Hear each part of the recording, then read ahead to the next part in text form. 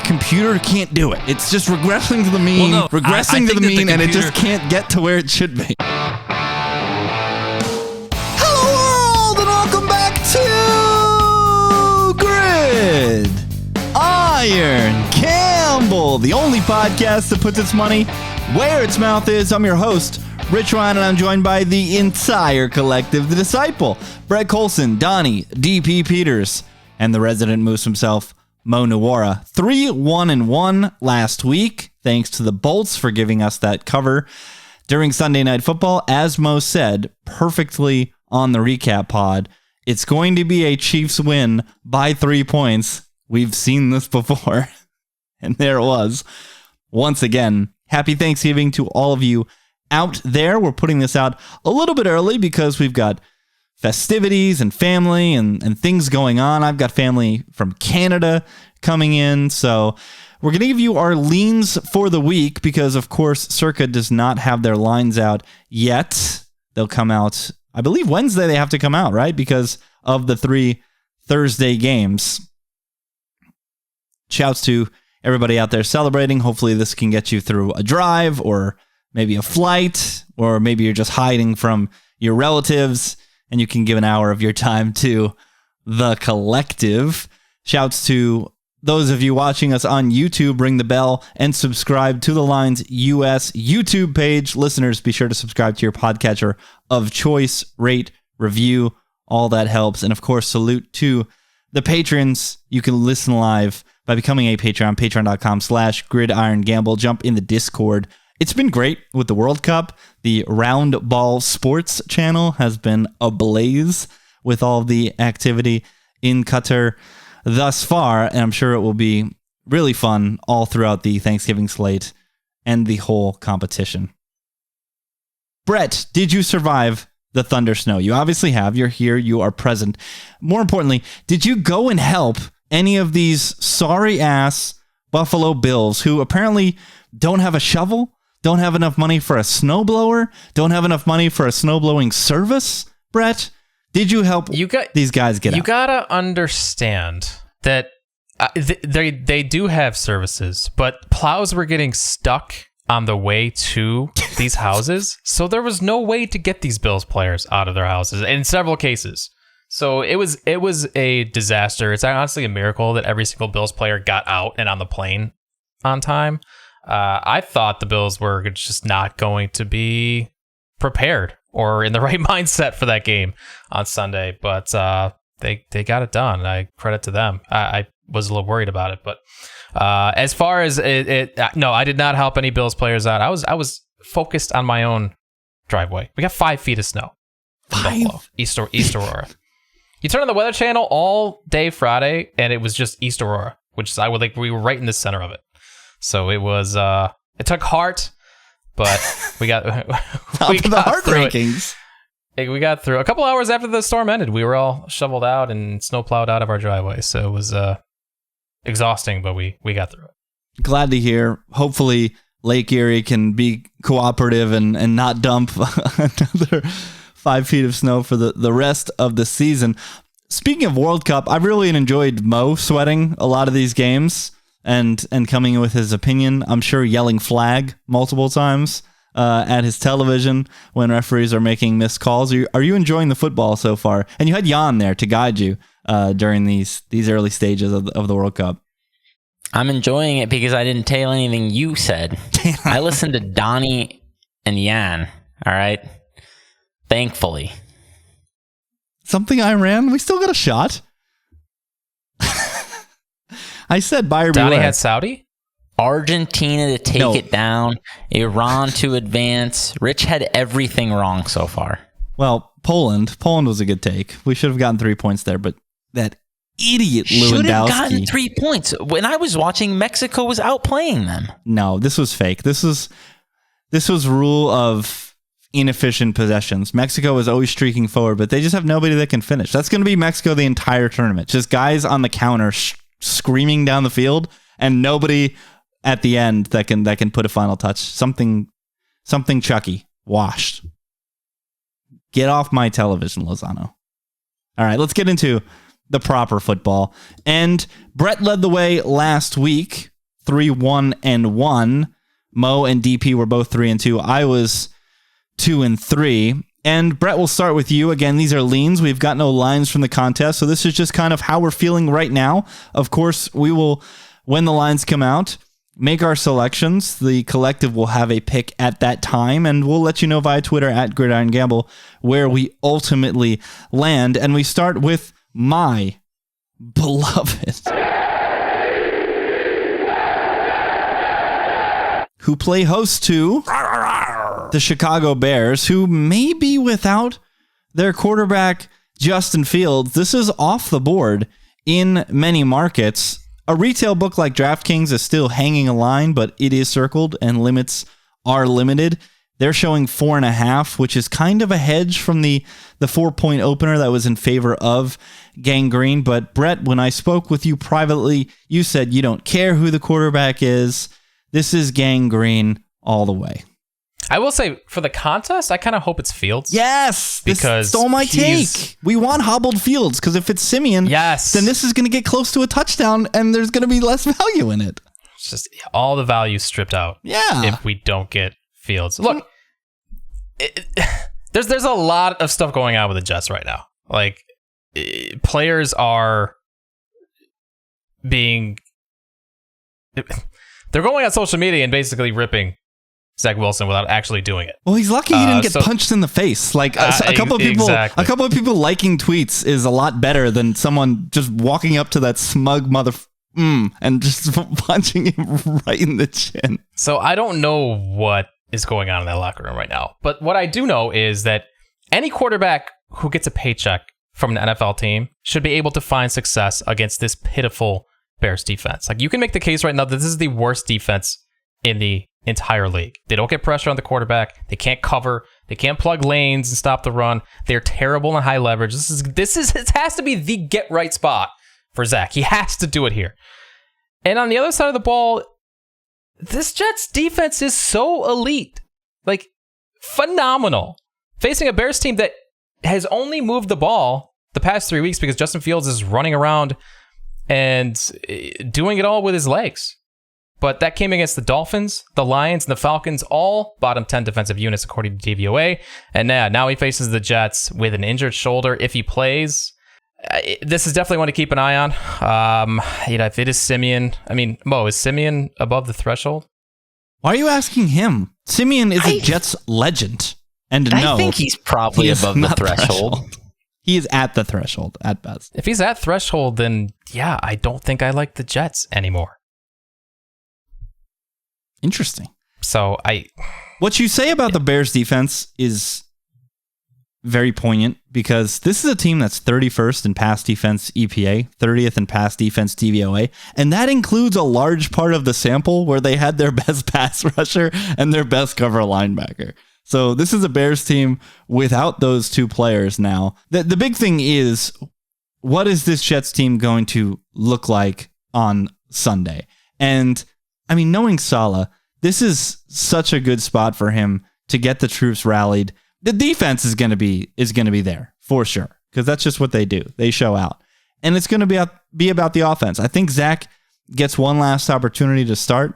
I would say you can pen it in that he'll be the starter on Sunday, but he is going to have a short leash. What's fascinating to me is who is going to be the backup quarterback, because they've made a concentrated effort these last couple of weeks to get Mike White the backup snaps in practice and dress him on Sunday.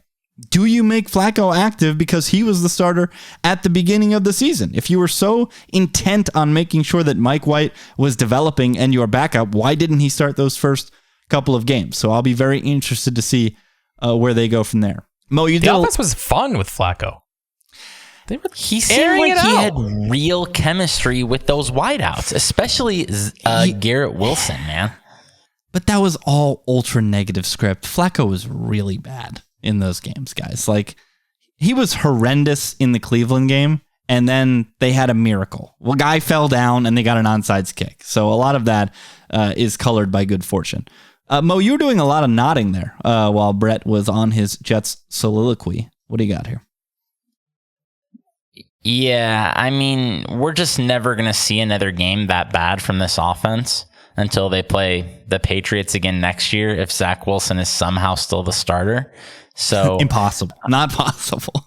Please, at least, please don't make it possible. It's so easy to get caught up in how bad they played, but it's Bill Belichick against an idiot rookie quarterback with basically a rookie.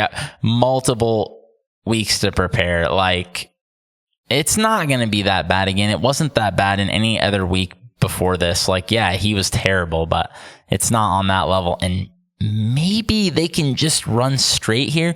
My concern in this would just obviously be having a really bad offense. Trying to cover more than a field goal makes me queasy. But we really would need the defense to put the absolute clamps on this Bears offense. And it's been really hard for anyone to do that because of Justin Fields. But yeah, I'm with you that, like, there's probably not that many quarterbacks that make a bigger difference than Fields because of how single-handed he's been carrying the offense. Injured Fields definitely makes me very interested in laying the points with the Jets here. You mentioned the Patriots, the team that embarrassed Zach Wilson. Well, I guess he embarrassed himself more than anything. And 3 of us might force the collective into having Donnie put the card in early because we all love the Minnesota Vikings laying short of a field goal right now on Thanksgiving in the primetime game. And I will go to DP first. DP, this is a Patriots team that has feasted on Jared Goff on the road with no human to throw to, something Ellinger, idiot Zach Wilson twice, something Brisket.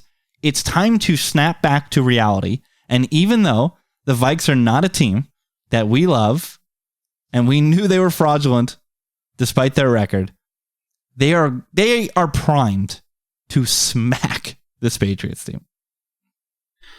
I feel like you're reading off my notes because I have all of that same stuff in there. I mean, yeah, this podcast here is not going to tell you that the Vikings are this world-beating team, despite before last week, at least, they had that 8-1 record. You know, we were all willing to fade them. We were saying that they weren't that good. We were catching heat from some of the Gridiron Gamble audience out there. Catino, we're back, baby. Yeah. We're back, Catino. I mean, all you have to look at is the market hung them as home underdogs. I mean, come on. Like, against the team that, listen, Dallas is a good team, yes, but Dallas is like, plenty of times Dallas has not shown up in big spots in big games, right? So, like, I don't think it would have been too crazy to have them hang the Vikings as a short favorite there. I mean, I don't think we would agree with it, but, you know, it wouldn't have been out of this realm of possibility. Vikings looked the absolute worst last week. They have they have an actual, like, respectable passing offense. They can actually move the ball somewhat, especially against a Pats defense that, I mean, Rich, you mentioned all those quarterbacks that they just played. I would extend it probably a little bit more to, like, the offenses in a greater scheme, that a lot of their numbers for the Pats, they've just been propped up by the fact that they've played these bad offenses, these bad teams, bad quarterbacks. You mentioned the Lions, they didn't have any of their weapons, stuff like that. So their numbers look a bit better than they should be. I mean, if you watch this team, I don't think they've looked all that great. Last week, I mean, Zach Wilson, the numbers would have looked better if those guys caught those interceptions, but they didn't, which is kind of crazy to think. Mac Jones has stunk. The passing offense has stunk. If the Vikings start scoring points, how are they going to score points to stay with them? They're not going to be able to run the ball. Like, they don't even run the ball that well. I mean, the whole thing is crazy. You got Bill Belichick is benching Trent Brown. I mean, the whole thing is just a mess in New England. They have to win games like they won last week. 10-3, probably scoring on special teams, right? That's not going to happen this week. I think this is on the wrong side of 3. I think it should be 3.5, maybe even 4. This is a stupid line. I'm just kind of scared that it might be popular. I don't really know. I know the Vikings looked really bad, but I did look at some of the public numbers, and it seemed like a lot of people were on the Vikings. So maybe scary there. You mentioned the Brown benching Mark Andrews, center. We don't have any injury reports yet, but he left the game. Looks like he's going to miss some extended time here. Andrews. Is it? No, Mark Andrews is a tight end. David Andrews. David Andrews. But they just said basically he had a serious injury. They didn't really name it. So, and this is rule of NHL. Just has a lower leg injury. Mo, laying points with Kirk Cousins. However, this goes through the key number of 3 off the look ahead, 3.5 to 2.5. And another one of Mo's rules. Who looked the worst last week? I know we talked and joked about Zach Wilson, but who looked worse than the Minnesota Vikings, who were so poor that despite having the CBS number 1 crew, they had to flip away to, what was it, Pittsburgh, Cincinnati in the middle of the third quarter because they didn't want ratings to go through the toilet. Yeah, Donnie already said that. So he definitely hit on that one, and that's in my notes. Who looked the worst? And yeah, I think who looked the worst was honestly a dead heat between Jets and Vikings. It was really close. So, yeah, and you said exactly also what's in my notes, Rich, about the quality of the quarterbacks the Patriots have faced. Dallas, we know they bring elite pressure, and then we kind of expected that to make Kirk Cousins crumble. And on paper, the Patriots can do the same thing. They're second in pressure rate, and that's really what should concern us here. But yeah, I wrote that I think that's inflated because of the quarterbacks they've played. These guys, even like Justin Fields, like we love Justin Fields. I love Justin Fields, but his weak point is definitely like awareness in the pocket and like understanding where the rush is coming from. And they're just facing all these quarterbacks who are pretty much clueless about navigating the pocket and the rush. So I think that's inflated. And then, yeah, another thing you brought up, Rich, someone's going to have to explain to me why the look ahead line would move through the key number here, because the market knew the Vikings were frauds.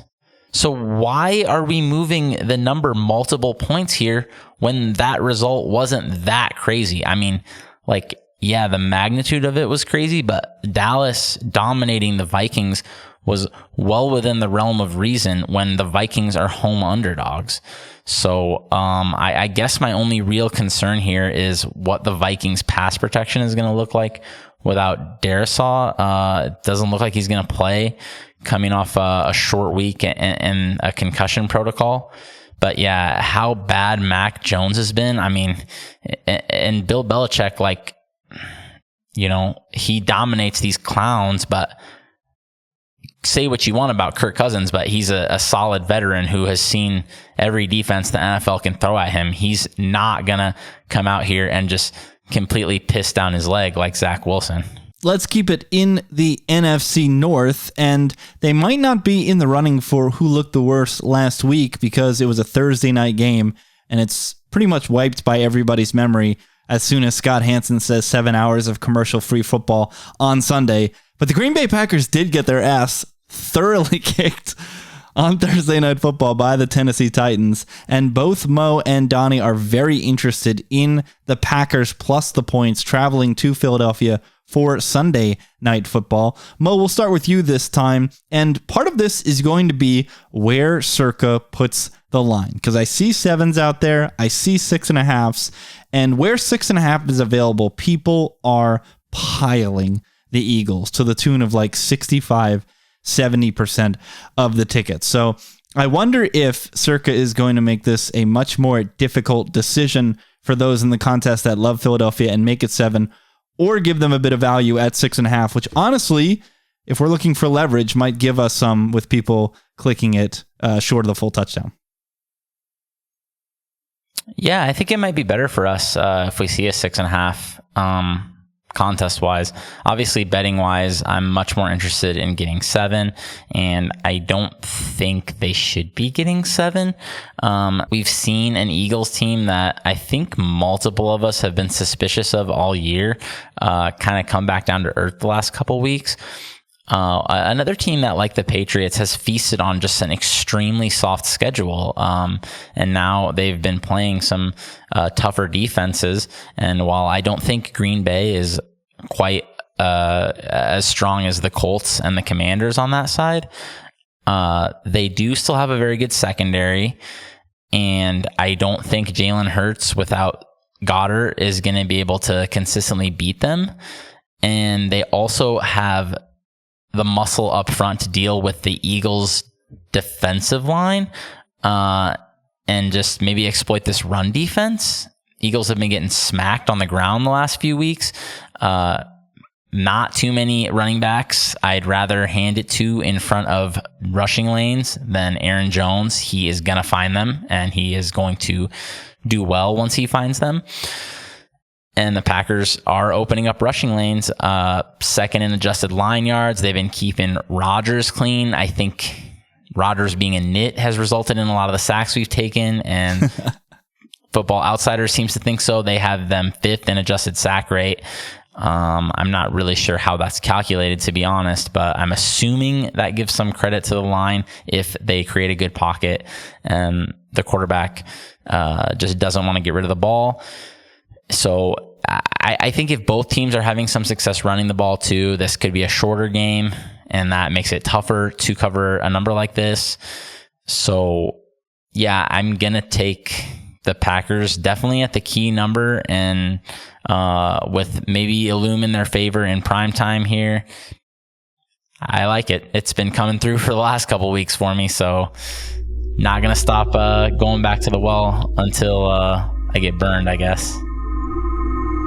Donnie, I'll kick it to you because this was one of your leans as well. I'll check the refereeing crew, see if we can... Sean Smith. Something, Sean. He's not going to do it. Sean, come on. Roger? Brutal. I love that Donnie already had that loaded. I just pulled it up once I heard Mo mention a loom. It's just, you got to go there right away, you know? Sean Smith. I can't even picture something, Sean Smith. Yeah, he's an accountant for sure. Like, I mean, he's Cleet's executive assistant during the week. He's not. He was a tall, stiff cornerback for the Chiefs years ago, I think. There you go. DP, you also are leaning Packers in this spot.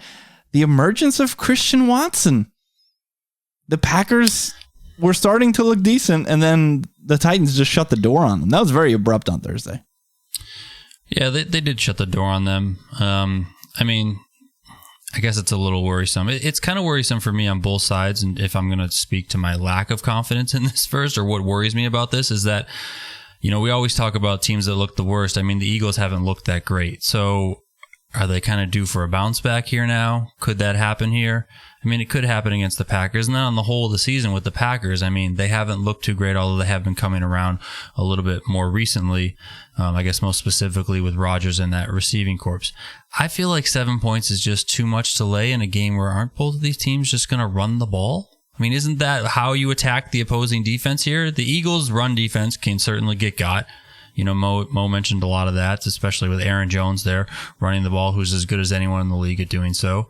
And on the other side, I feel like right now with the way that Jalen Hurts is playing, with the lack of Dallas Goedert, like the Eagles are going to want to run the ball and not get too crazy. I think Jalen Hurts, while he's played well on the whole of the season, I think we're kind of seeing some correction in terms of his play. Like, he's probably not the quarterback we saw for the first 5, 6, 7 weeks, but he's also not probably absolutely dreadful. He's probably somewhere in the middle, but we're seeing that correction right now. So ultimately, like, I think this one is just going to be a lot closer than 7 points, but I do agree with you guys in that if we do get 6.5 in the contest, that'll probably bode well for us in terms of leverage, which at this point in the contest, I think we would happily accept.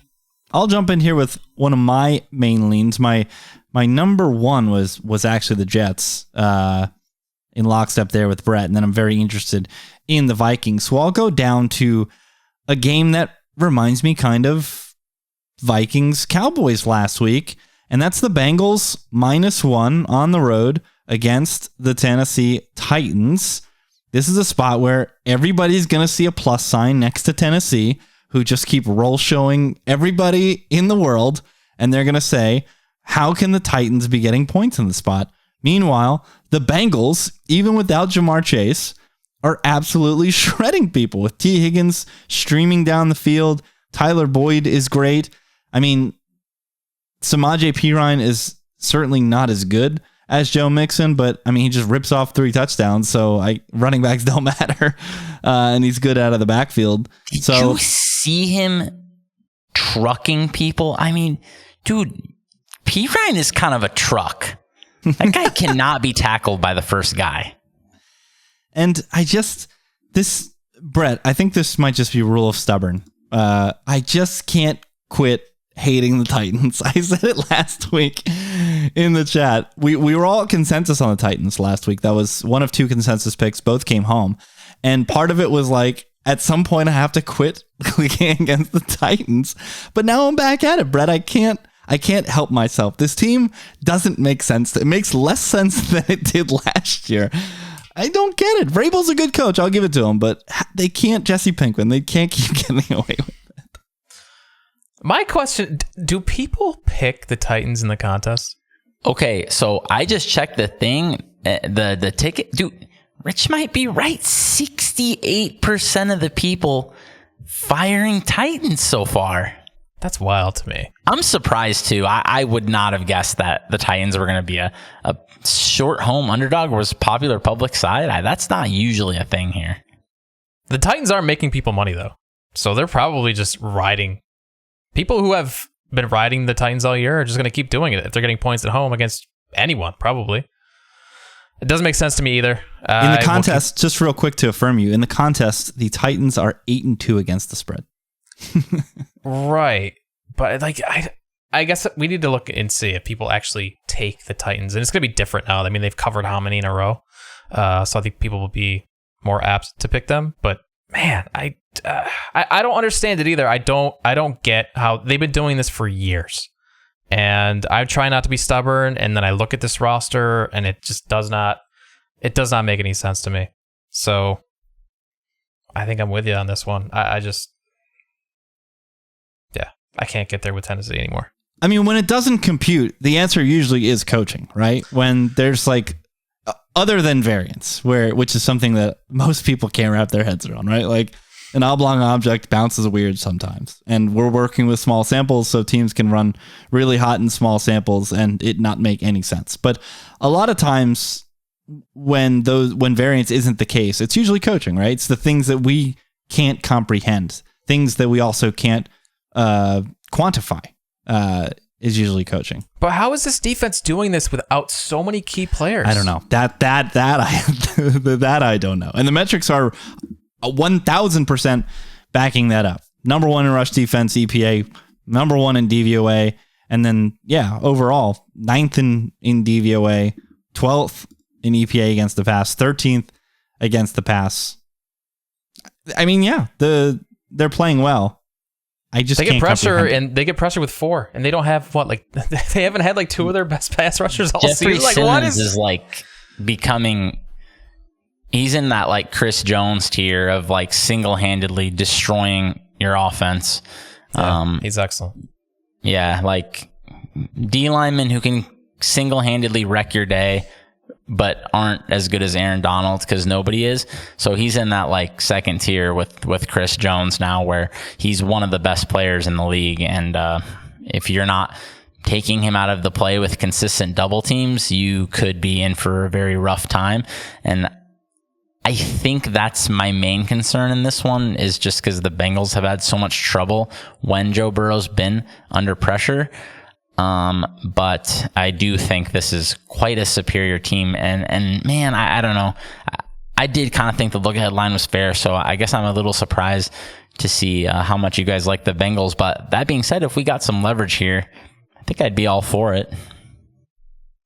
My really quick look is that the Titans have been pretty popular recently, like top 5, top 10 for sure. Other than Thursday, of course, but yeah. Then they will be this week as well. Speaking of leverage, leave it up to Brett to take a stinky team with a rando quarterback who nobody can kind of get a finger on in Andy Dalton, and go against a Niners team that the talk of the town today. Great thread by Jeffrey Benson, bookmaker at Circa, who says that they power rank the Niners as the 3rd best team. And it's just hilarious to read the replies of all these just like NFL. Well, join the club. All he had to do was get in the Lions power ranking. He would have had him top 5 the entire season. All these NFL hardos saying there's just no way but the Niners would be favored. They have 4 losses. Because records matter. Could be drawn dead. But you like the Saints obviously getting a boatload of points. Looks like 9.5 right now. Niners do the sharp thing. They practice at altitude in Colorado prior to that game at Azteca. Shocking that works. The Patriots have done similar in the past and have wrecked. But now they come home, laying a boatload of points on the short week. And yeah, you like New Orleans here. Yeah, I kind of love the Saints this week. I was shocked to see that number at 9.5. I mean, I guess it makes sense given what we saw on Monday Night Football. The 49ers are an absolute wagon. We've known that all season. But didn't the Niners just do what they were supposed to do on Monday? Like, the Cardinals suck with Kyler under center. They are exponentially worse with Colt McCoy. So why did this move off the look ahead when the Saints just handled their business a day earlier? Like, I don't understand what's happening with this number. I know it's 8.5 to 9.5, but even still, like, to have it move the other way like that just doesn't make any sense to me. Plus, you have the Niners coming off a short week, traveling from Mexico, and shouldn't this just be a slugfest? 2 teams that like to run the football and operate at among the slowest neutral paces in the NFL. And I still like the Saints team. It's a roster full of veterans. They play with a purpose. I think this line should be 7, maybe 7.5. San Francisco's great, but this isn't a team I want to be laying big numbers with against capable opponents. And I think the Saints are a solid football team. So I'll take the 9.5. Sean Hockley will not let this one get out of control. He will keep it within Donnie's going to be the resident possibility. Ref guy now. Donnie found his niche. Here it is. Move over, Twitter injury experts. We've got a loom referee experts coming for your job. New Orleans still positive in net yards per play. I mean, yeah, they're just an average football team. Average in net EPA. Offensive line is keeping whoever's at quarterback clean. They're creating lanes for Alvin Kamara. Kamara looks like a spring chicken. Jarvis Landry is back. So even if this gets out of hand, I could see the Saints being able to put some drives together. It's hard for me to erase those couple of games there at Pittsburgh. It's hard. Yeah, Mo's nodding. It's hard for me to scrub that from my memory. PTSD from that Ravens game. I watched like every snap of that, just furious, just hate watching it the whole time, just knowing we were drawing dead from like the mid-second quarter on, and it was just so frustrating to watch how bad they played on offense. I just couldn't imagine them being that bad, and they were. Well, Mo, let's keep it with you because you have a very interesting lean to me. Miami and the Dolphins, the greatest football team. This is one of those where I put my guess in the Discord, and why don't you tell the people what you did there? It's moving in that direction. I put 19. This is a fascinating bookmaking exercise. Okay, if you're bookmaking, throw out all the models, throw out all your computers, throw out everything. What is the number you have to make for an average Joe that is going to have cranberry sauce all over his shirt, too many brews, took a nap at halftime of the Cowboys game? What is the number you have to make for that person to bet on Houston? And I think it's close to 3 touchdowns. I estimated a fair line here at 14.5. So I'm with you that this should be over 2 touchdowns fair.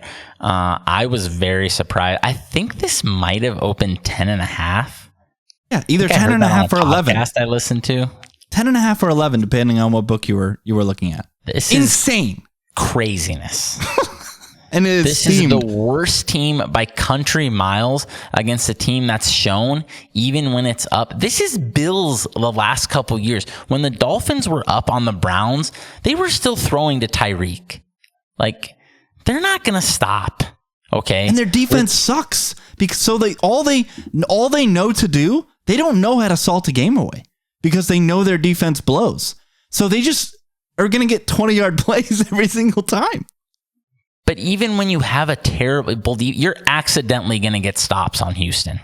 They're that bad. And I just can't see how the Dolphins... You could be conservative, I think, and say they're one of the 8 best teams in the league. They're playing against the worst team, and their style is one that lends itself to blowouts. That's the big key for me here. This isn't like we've seen the Eagles play this team. Okay, first of all, the Eagles, they have sat on all their leads this year anyway, for the most part. So, like, it was always going to be hard for them to cover a huge number like that. Miami might just keep throwing it. And I bet Miami, like, when I saw the line, so I got a good number.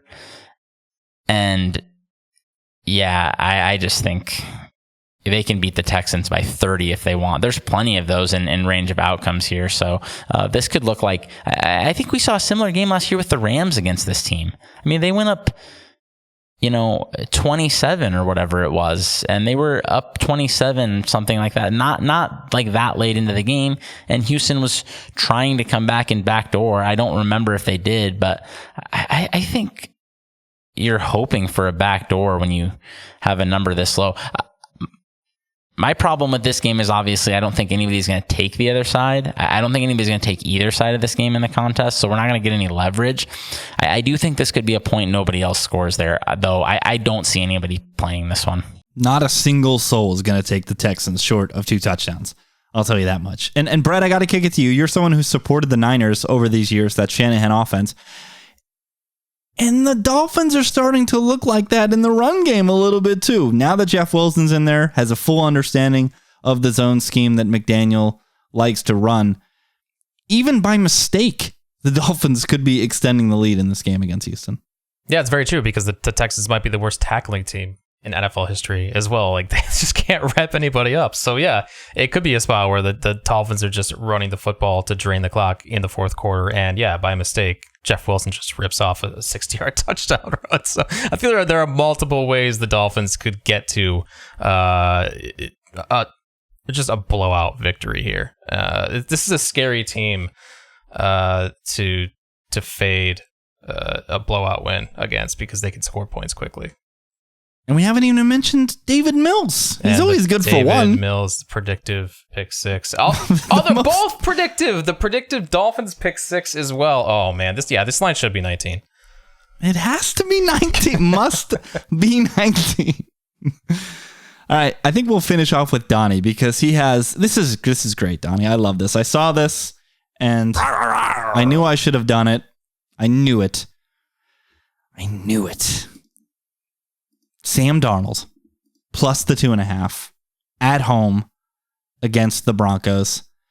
Mo, you're making that face.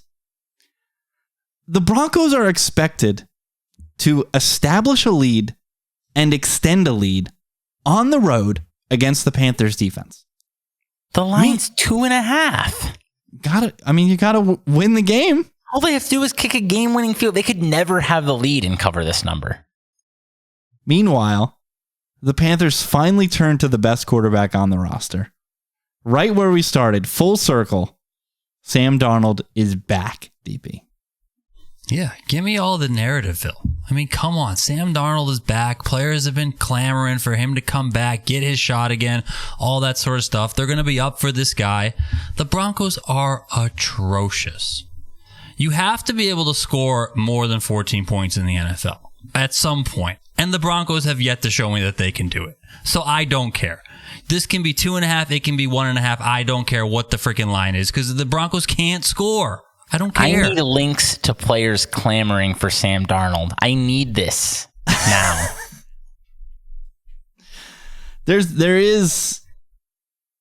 are reports that within that building that they wanted Sam to get a chance. I have read that.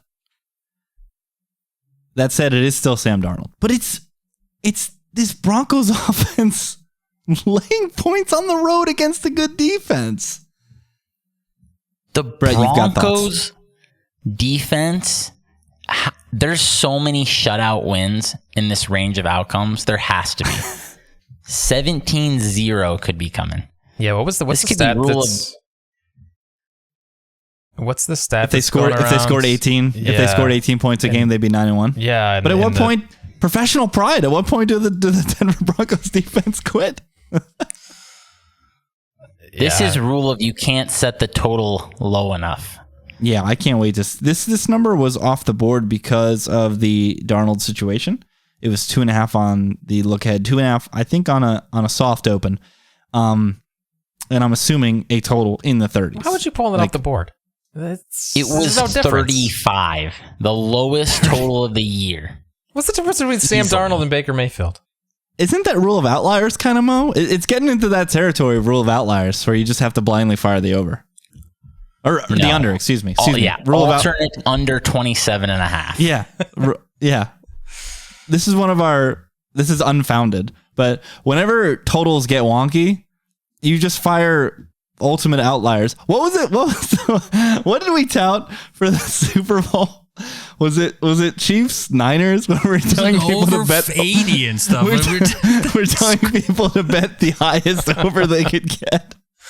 Yeah, like over 83.5. I mean, why not? FanDuel had like over 80 for like Bills, I think.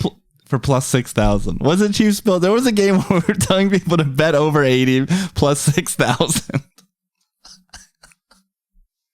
And I don't think we were far off. I don't think we were far off. No, that game finished 78 or whatever.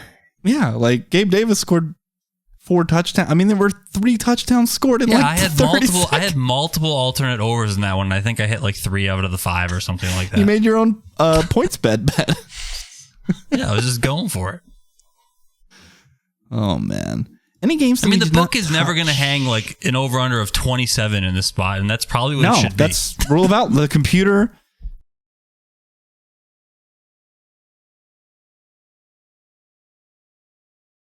Well, I think the computer might be able to do it, and then somebody is going to look at it and be like, we're never putting 27.5 on the board. It's the Jimmy Butler stats meme where he just takes and just throws it over his shoulder. Do it again. This can't be right. I think there was one more game. Oh, yeah. Mo has one more click. He can't quit it. Mo can't quit fading Tom Brady. He will go to his grave fading Thomas Edward Brady. What is it this? Why are the Browns plus 3.5 at home? It's coin season. That's why. All his fake Ponzi coins are gone. Now it's time for Brady coin. Do you guys see these throws Brissett is making week after week? And this is Narrativeville. He knows this is his last chance to make an impression, show him he should be the starter. This is Brissett playing his best game of the year. And let me tell you, after seeing some of those throws against the Bills, his best game of the year is going to be pretty strong. It's impossible. He's already played his best game of the year like 6 times. There's no more left for Brissett. He's confounding. I think he just has a huge arm and is willing to stick it in there. He's very much a 90s quarterback where he gets back there, he's a statue, he passed the ball 70 times, and then he throws 140 mile an hour. Swings it down below to his knee and brings it around. It's amazing. Rocket. Man, someone needs to get him a DeLorean, get him in like the Kingdom in the 90s. The guy would have been the absolute GOAT. I don't know though. I can't do it. I'm barring self-banning. Myles Garrett coming after immobile. He's not going to be one of these idiots who just lets Brady slip out of his grasp. He's going to break him over his knee. Well, Brady's going to do the duck. He's going to do the kneel down duck. Make sure he doesn't get touched. The Browns have the worst run defense in the history of football. And but the Bucs don't ever run the ball. Yeah. Brett, you seemed worried when Mo brought up the idea of fading Brady. No, I think this actually does line up pretty well for the Browns, especially if it's 3.5. But yeah, I do worry that this is just where the Bucs turn it on off the bye, and I've already bet them to win the NFC. I just think they're gonna start making a run here because they know they have to. I don't know. I think that what Mo said is on point though. Like the way you beat the Browns is just shredding them on the ground, and the Bucs don't do that. However, if they get the ball quickly to these receivers, I mean, the Browns haven't been able to stop anything through the air this year either, so who knows? Donnie, gotta end on you when it comes to Brady. I feel like if we see Browns on the card at the top of Mo's rankings, it might be free veto season. Yeah, how many vetoes do I have? I should have like 12 by now. Well, no, you fired your free veto. Now it's gone. I mean, I should get it back because I took off a loser. Man's you got a point for us. You're supposed to be blowout. No, happy. I don't. Hold on. Let me make my point. The team. Rich is out here starting off the podcast by thanking the Chargers. He should actually be thanking me, okay, for removing that dreadful Texans pick and putting on the Chargers. Okay? Well done, Donald. That's how it works. That is how it works. You have your veto and you have a free veto on me. No, I mean, I don't listen. I kind of agree with Brett here. Just in a bigger picture take of the Bucs. Like, I feel like this is the time when they just going to turn it around, call it coin Brady, call it whatever you want. I like Brett's play on them to win whatever he picked, the NFC or the division that they're in. But this spot is, I don't know, tricky. It's just tricky. If this gets on the card, it's going to be one of those you guys can just have your fun and deal with it later. Have your fun season. Well, I think by the sound of it, with all our love towards Minnesota, you might be hearing from us tomorrow at Gridiron Gamble, folks. Tomorrow being Wednesday.